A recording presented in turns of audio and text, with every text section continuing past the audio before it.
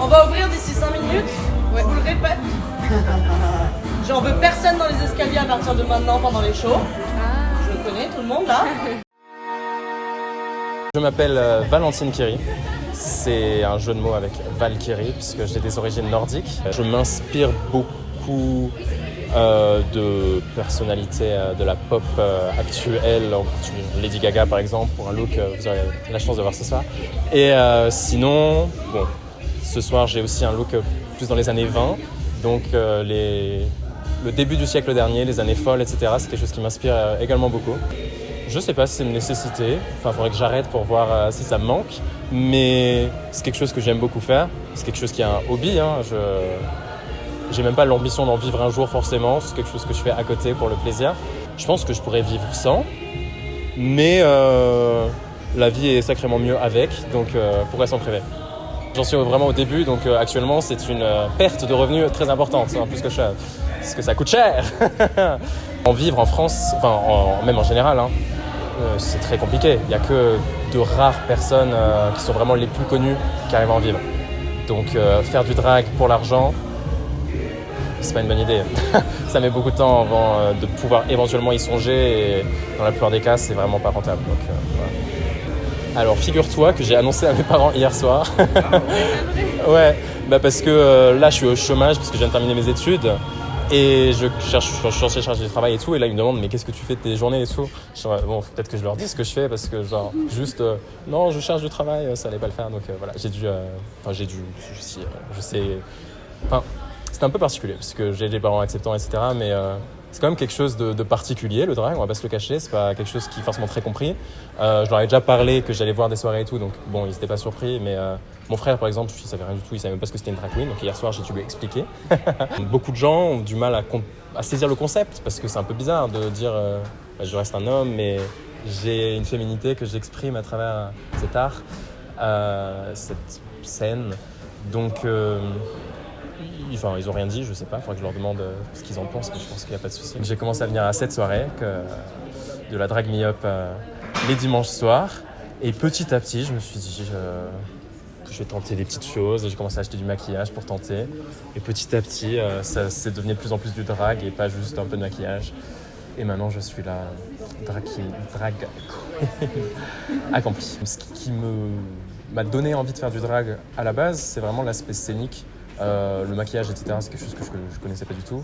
Je sais pas si ça m'a aidé au sens premier du terme, mais je pense que ça me fait du bien de exprimer quelque chose que j'ai en moi, qui est quand je suis en garçon avec des gens pas forcément de la communauté LGBT ou quoi, je restreins certaines parties de ma personnalité, etc.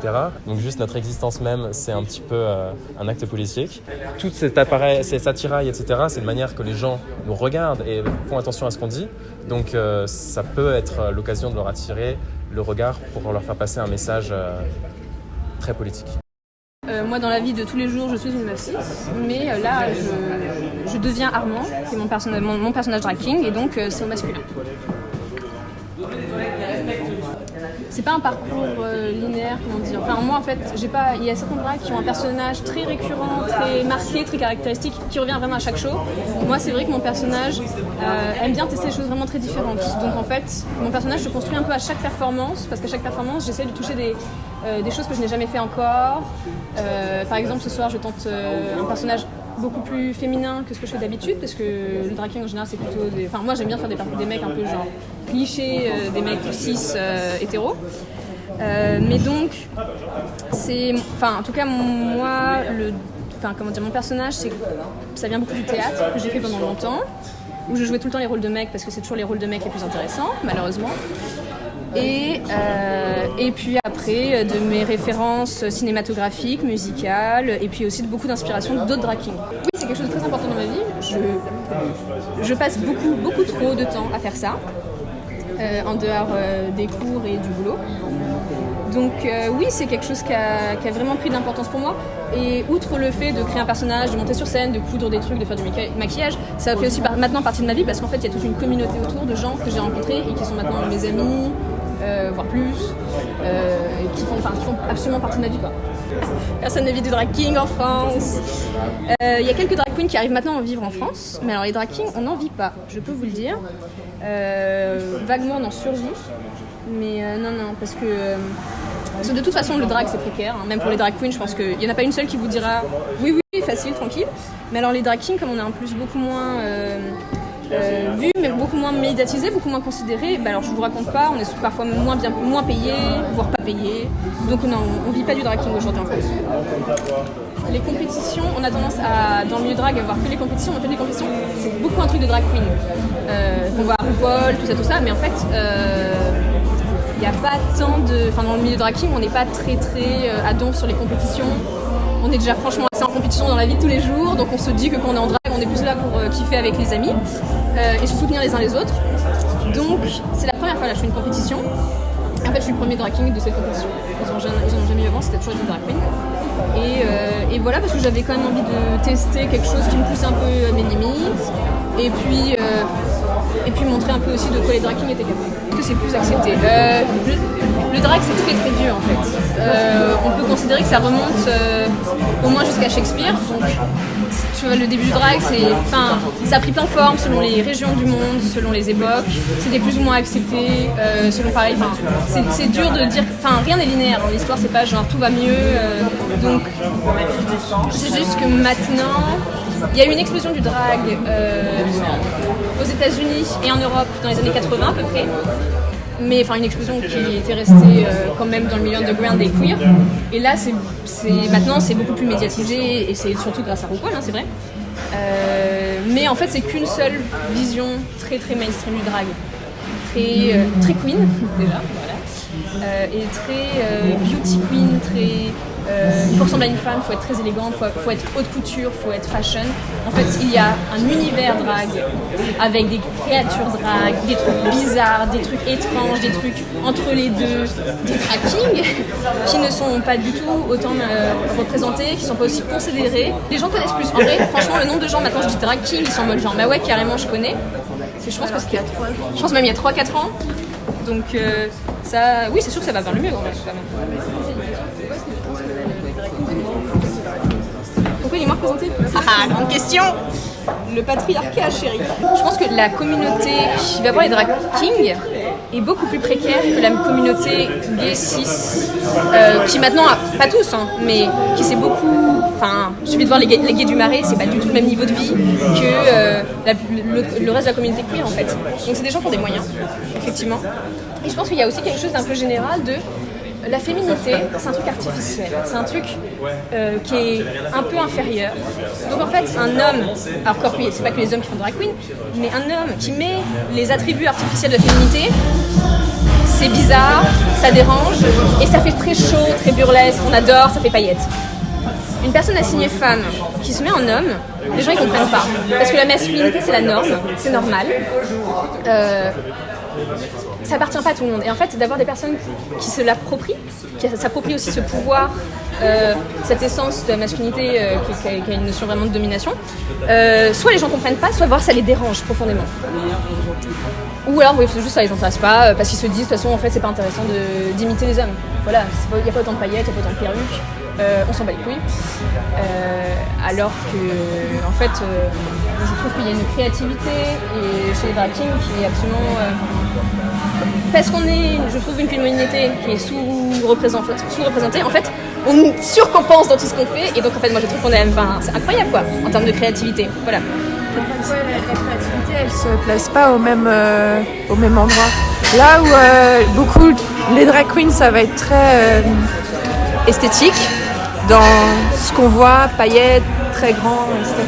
Les drag kings, c'est plus les messages qui sont véhiculés, et c'est plus politisé, c'est pas du tout la même approche du drag, mais c'est tout aussi intéressant, c'est juste que ça touche pas le même public et ça touche pas les mêmes sujets ni la même façon de le montrer quoi. Et après pourquoi on book moins, je sais pas, peut-être qu'on ose moins aussi, il y a un côté tacite où c'est très communautaire, donc ça se fait beaucoup à qui connaît qui, Et je pense qu'il y a des portes aussi à enfoncer de notre côté. Et moi, ça m'arrivait que sur des scènes où j'ai été prise avec que des queens, j'étais le seul king aussi à postuler. Il y a quelque chose un peu... Mais bon, ça change, hein. C'est tant mieux, quoi. Ouais. Donc, tant mieux. Oui, c'est politique. Parce que c'est fait par des personnes marginalisées. Parce que c'est fait par des personnes lesbiennes, trans. En particulier le milieu King, à Paris et même en France, c'est, je pense, moitié, voire 3/4, c'est des personnes trans.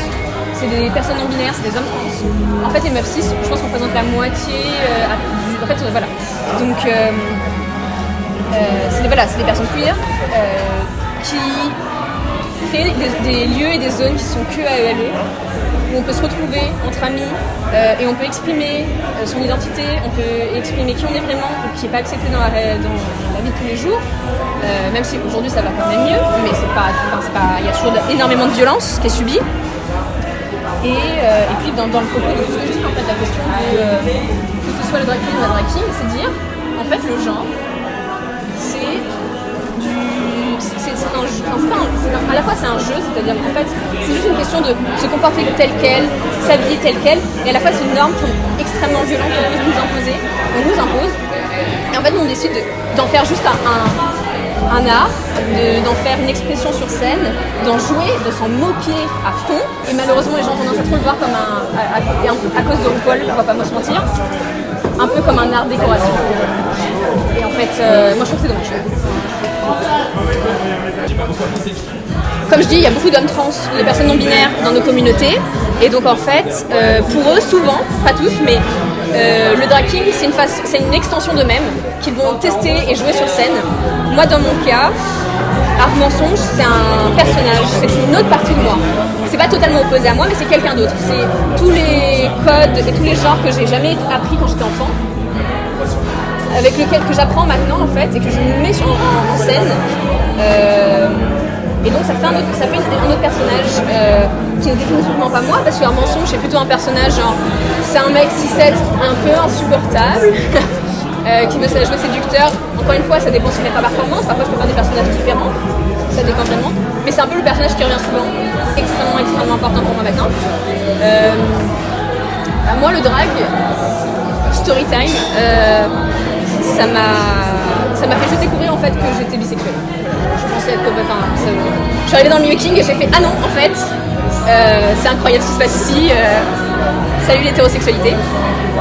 Donc oui ça m'a ouvert à beaucoup de choses, ça m'a ouvert à beaucoup de gens, et puis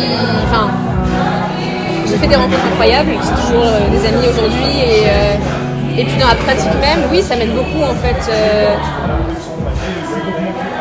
Déjà dans la création, juste de créer, moi j'ai toujours besoin de créer, et le drag maintenant je mets tout ça là-dedans parce que j'ai plus trop le temps pour d'autres choses. Et puis en vrai, je sais pas si on vous le dira, mais avoir des gens qui t'acclament sur scène, c'est toujours très très bon pour l'ego, on va pas se mentir.